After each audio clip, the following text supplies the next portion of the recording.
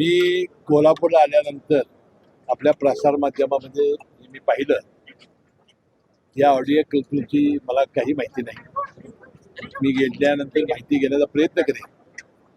परंतु आज उपमुख्यमंत्री सुनेत्रा पवार बहिणींनी त्यांच्या वतीनं सूत्रांनी जाहीर केलं की बाबा आम्ही लवकरात लवकर कोर कमिटीची बैठक घेऊन आपल्या पक्षामध्ये हा जो जे मतभेद चालू आहेत ते आम्ही निश्चितपणे संपवून वाटतं सुनेत्रा पवार बहिणी या सगळ्या हे पेल्यातलं वादळ ठरेल आणि वादळ शांत होईल.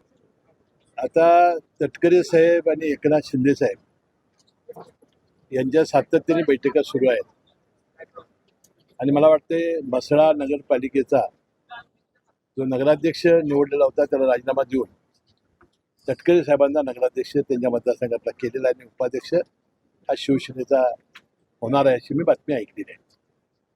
मला वाटते शिवसेना आणि राष्ट्रवादीचं रायगडमधील भांडण हे लवकरच संपेल आणि एकनाथ शिंदे साहेब आणि तटकरे साहेब यासाठी प्रयत्न करत आहेत. सगळे आता रोहित पवारांचा आणि आमच्या पक्षाचा काही संबंध नाही. वास्तविक त्यांनी आमच्या पक्षाबद्दल बोलावं हे एक फार मोठं आश्चर्य आहे आणि म्हणून ज्या वेळा सुनेत्रा पवार बहिणी जसा निर्णय घेतील त्याप्रमाणे ते घडेल.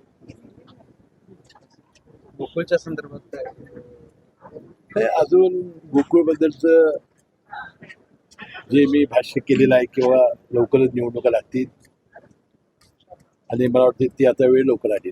शिवाजी पाटील म्हणतात की गोकुळ मुक्त मुश्रीफ करू.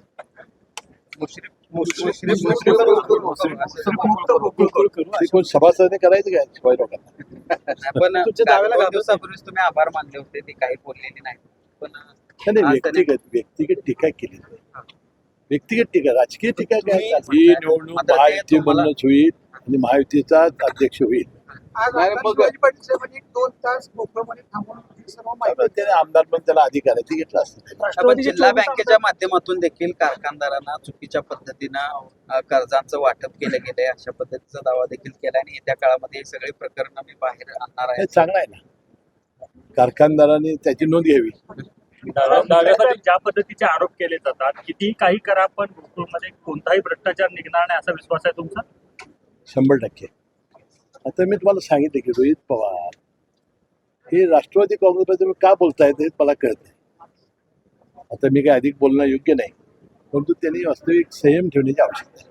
सर, गोकुळच्या संदर्भामध्ये ज्या पद्धतीनं आपले कार्यकर्ते गेल्या काही वर्षातला गोकुळच्या कारभाराच्या चौकशीची मागणी किंवा माहिती मागवत आहेत कार्यकर्ते नाही किंवा संस्था प्रतिनिधी ठीक आहे त्याची चौकशी होईल.